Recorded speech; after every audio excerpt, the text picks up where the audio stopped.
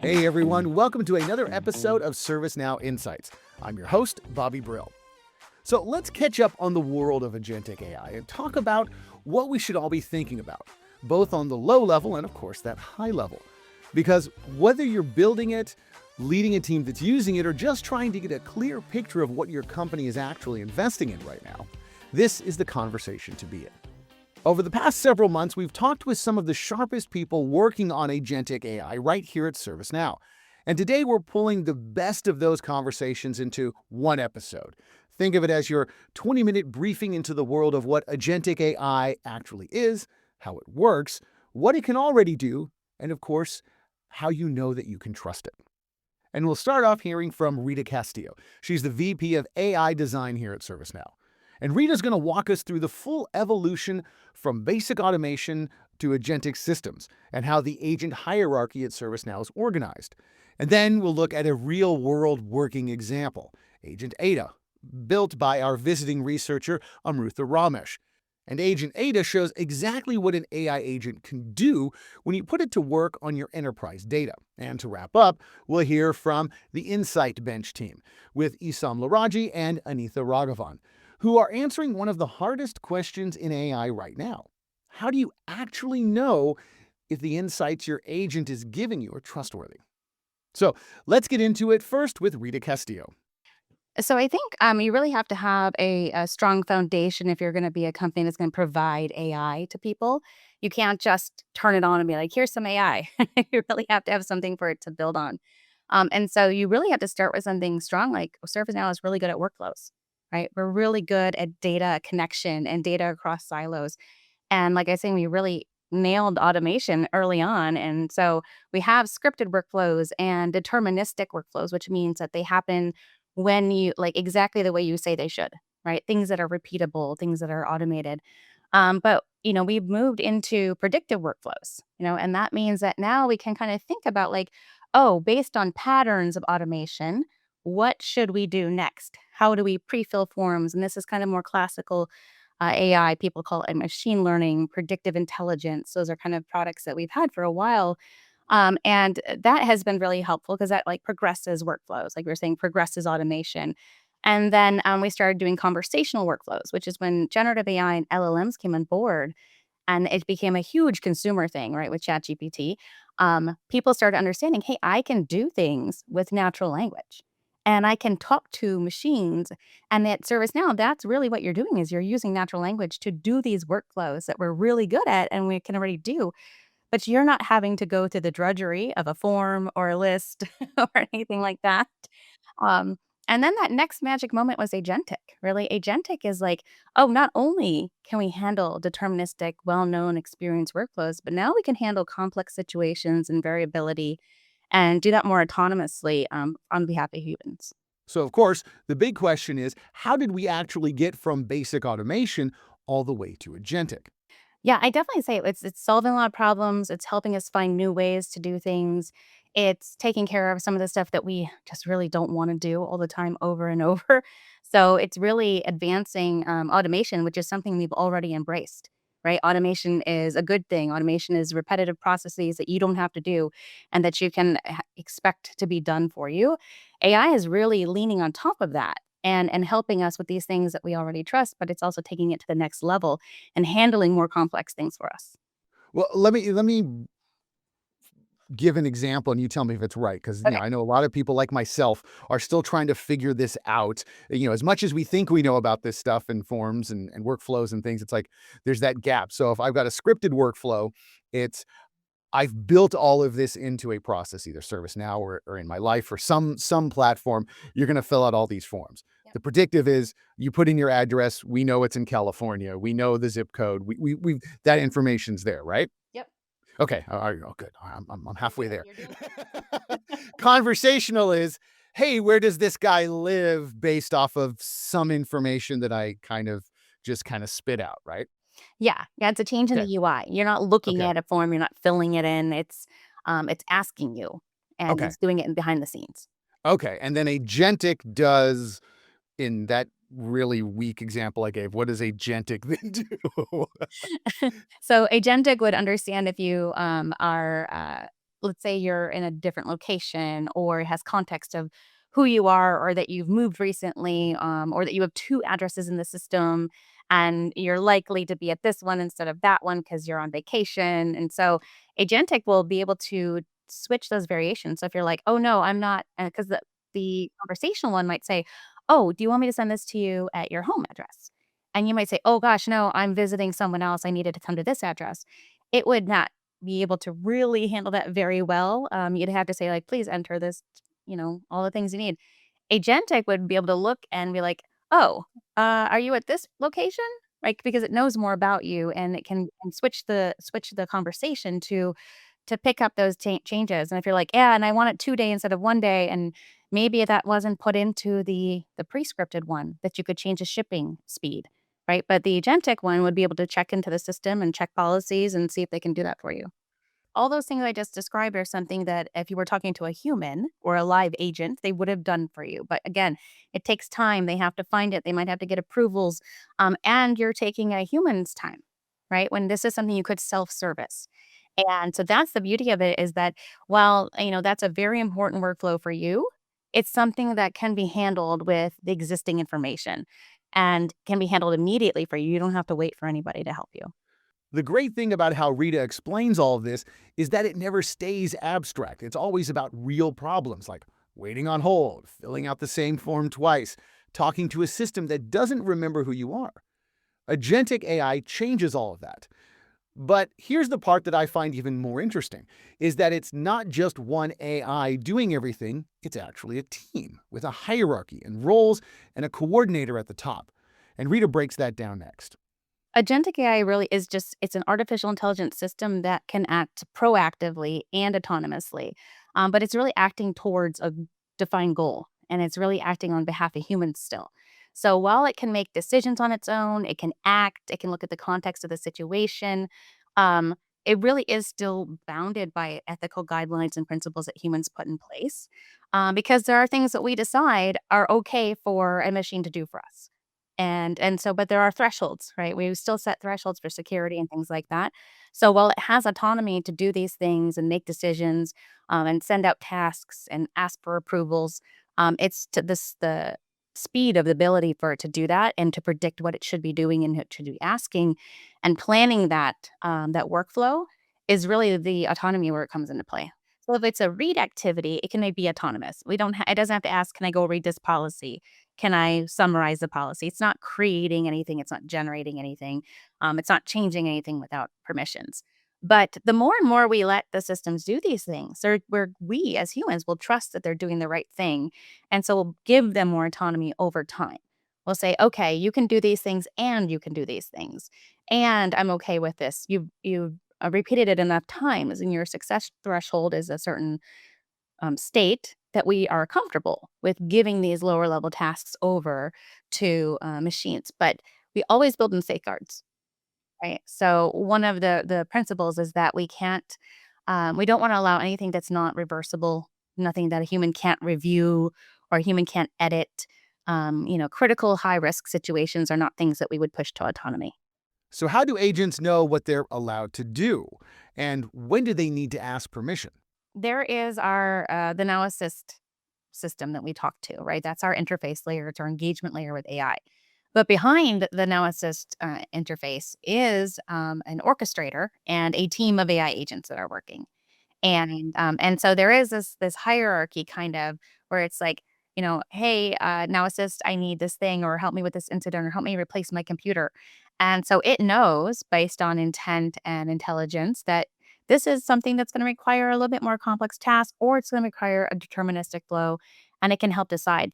But when it's those complex situations, the orchestrator actually creates a plan. This is agentic kicking into gear here, where then it like actually picks the right agents to put together this team basically for you, so that they'll go off and do what they're good at. So the agents are made to do very specific tasks, use specific tools. They use workflows, they use scripts, they talk to each other outside the system.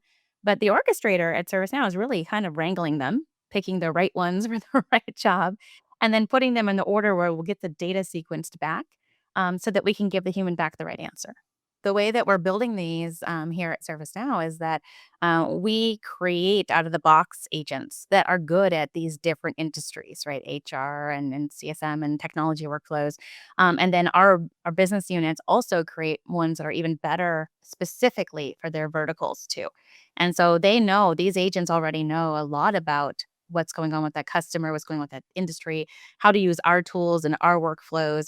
And so, yes, those agents are pre-built for those specific use cases. Okay, and then the next level is the orchestrator, correct? Yes. So coordinating those and picking the right ones is the orchestrator. So if you think of like a pyramid, it's like the orchestrator's at the top. He has to pick the agents, and then the agents pick the tools of what they're going to use to do the job. So that's the map, with the orchestrator at the top and specialist agents underneath and tools at the base. But knowing the architecture is different from seeing what it can actually do in practice. And here at ServiceNow, visiting researcher Amrutha Ramesh built an agent called Agent Ada. And Agent Ada was designed to solve one of the most common problems in enterprise analytics. You've got tons of data, and you can pull all kinds of statistics from it, but what your team actually needs is something they can act upon. And here's Amrutha explaining how Agent Ada works. So, this idea came from a very simple problem.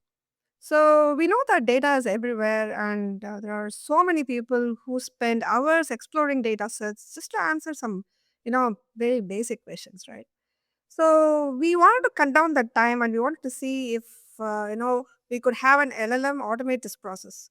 So, we are just talking about some writing a bunch of code, right? But we want LLMs to actually understand why a certain analysis would make sense. What makes Agent Ada different than just me going into ChatGPT or Gemini and, of course, analyze this data set for me? It's a great question, and that actually goes to the heart of why we actually built agent data. So as you said, if you just go simply and ask a general purpose LLM, right, maybe a chat GPT or something, to go analyze a data set, it would probably run some very simple algorithm like, run a regression, and it will throw you a bunch of plots. But it wouldn't have a real sense of what matters in the data, why a certain pattern is significant, or how to actually connect different findings into a good narrative and tell a story about the data, right? But that's what most teams and service in many places would actually require. But agent data goes much deeper. It actually reasons about the data set. How it does is it would first start by understanding what's the goal of this analysis. That's probably the first step a data analyst or data scientist would do, right? So, by goal, I mean it could be some, analyzing how a product metric would change, or if it's about spotting a risk early, or it could be about planning next quarter strategy and whatever, right? And the next step would be to understand who's the user. What does the user need? Why does the user want to analyze this data? Basically, the person of the user. So agent data understand these two things very well, and then it using its knowledge bank or curated library of skills or different set of data analytics algorithms, it selects the right analytical approach, and then it starts digging up interesting stuff from the data, right? So by interesting stuff, I just don't mean just pointing out, hey, look at this, x and y are related, but it shows how the relationship or how the link actually shifts some important KPI, or by an odd pattern could matter for real business decision. So for businesses, agent ADA can actually give answers that the business can take it up and make decisions with. It basically turns some raw analysis into actionable insights, and that's what most teams in ServiceNow and others actually need. And this is where it gets really interesting, because the same data tells a completely different story depending on, of course, who's asking. So that's what the goal does. And then the persona. So the persona here actually takes the whole analysis one step further. So if you think about it, right, a same insight cannot be applicable for two different people. Let's say, a data scientist and a product manager. Right, two totally different opposing viewpoints on everything. I'm smart, I wanna make money, I gotta do this, I gotta do that. Two totally different groups. Yeah. So, in some sense, personalization is like a necessary thing, right? For a data analysis to be, more suitable.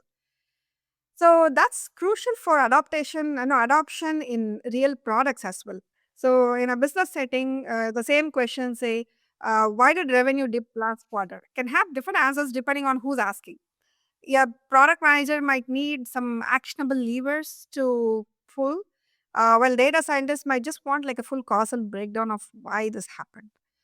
So personal information helps agent data tailor not just what analysis it runs, but how it actually presents the results. That's where the difference comes from, right? A data scientist persona might trigger more detailed statistical tests and modeling steps, while a business analyst persona might focus on KPIs, trends, and clear recommendations. The underlying data is the same, but the framing, depth, and the language all are adaptable to the audience. You see agent data as just the beginning of a bigger shift towards agentic intelligence and systems that don't just respond to queries, but systems that can plan, reason, and adapt like real analysts. So we are already working on extending it with projects like Insight Arena, which can automatically generate benchmarks to keep improving these kind of agents. And we're also talking to product teams. We're talking to different multiple product teams. And the next step is to bring agent data into real workflows. We want to embed it into enterprise data platforms and analytics dashboards. The idea is that anyone, regardless of their technical skill, should be able to ask questions about their data and get deep, actionable insights instantly. Agent Ada is a great picture of what's possible, but it raises a question I think that every leader has to sit with. How do you actually know if what your AI is telling you is true? Not just plausible sounding, but factually accurate, deep enough to act upon, and verifiable. And that's the problem research scientist Issam Laradji and product manager Anitha Raghavan set out to solve with a project called Insight Bench. And what they found is that building good AI is only half the job. The other half, of course, is building the systems that keep it honest. We found that a lot of the AI generated insights today are too shallow. So they might show some correlations, but they don't really tell you why it matters or what to do about it, like the actionability of it. So we thought that in order to improve the AI analytics capabilities, we need a benchmark that measures the insight quality, not just the accuracy, but also the depth and the actionability. So that's how we want to push the tech forward. When you have all this information, I'm assuming there's I'm assuming there's this assumption that all this data makes sense and can easily be actionable, but you need a benchmark, correct? So how does that benchmark get formed or planned? Explain this benchmarking concept. Yeah. So just to give context about like this benchmark was that we used to rely on humans to evaluate these AI generated insights. They generated manually. But when you do it manually, it's very slow, expensive, and hard to scale. But now we have some nice recent advances in large language models or in AI capabilities. And we realized that we could use AI to evaluate AI. So we use AI to evaluate AI's ability to create insights. So we built a framework, the benchmark, that automates this insight evaluation while still reflecting the human level expectation of um, making sure that the insights are of quality. So this is where Insight Bench was born as a reliable, scalable benchmark for AI generated business insights. So we collaborated very closely with the research team, not only just to develop those insights for say these large data sets, like think of the complexity of how the what you find in healthcare or telecom. So it's not just the goal of just producing those insights, but making sure that they are meaningful and they are being evaluated for their correctness. So that's where this insights, not only just generating the insights comes in, but also how do you evaluate it and what methodology to use. And that's where Issam's insights bench come into play. So the real challenge for us was not just making sense of data, but also guiding the users to take right actions based on those accurate insights. After all, staring at data all day without knowing what to do next is definitely not enjoyable. And also, looking at wrong insights is not correct either. So we just wanted to make sure that we provide those accurate insights, and that's where Issam's work and ours kind of come into play. So what does the scale of this actually look like? Here they talk about some numbers. For industries, let's say there's a technician who needs to classify work orders, but the technician wants to be efficient without compromising any service quality. So while the technician is classifying the work orders, we can use AI to pre-fill, let's say, 60% of the task details. So this could potentially reduce processing time by, let's say, 2 to 5 minutes per job. So let's say annually, if we have 2.5 million work orders, that can translate over 200,000 hours saved, which is perhaps could be the equivalent of adding 100 full-time technicians. So that's a lot. So that's a use case for industries and organization. But for a more a common use case could be, let's say you're a middle income person looking to optimize your monthly expenses. You can ask the AI agent, how can I cut costs without sacrificing any quality of life? So the agent can potentially look at mobile usage, food delivery habits, maybe your bank data, maybe special discounts in different supermarkets, and then tells you, oh, if you switch to this plan, you'll have $15 monthly savings. Just consolidate your food delivery orders on maybe Tuesdays because that's where the discounts are, and so on. And then you'll have a very actionable insight from this data. It's not just generating those insights, right? How are you going to evaluate those insights that got generated? Are they accurate? Are they factual? That's where all these insight bench capabilities come into play. So there are some evaluation mechanisms that we have tried out where if it generates an insight, there's a chance that the model is lying, give you numbers that are hallucinated. So we have some checks to verify if that backtrack, given that outputted insight, can we backtrack and find that value in the original source? So we have mechanisms of that to make sure if the insights are truthful or not. All right, so let's recap everything.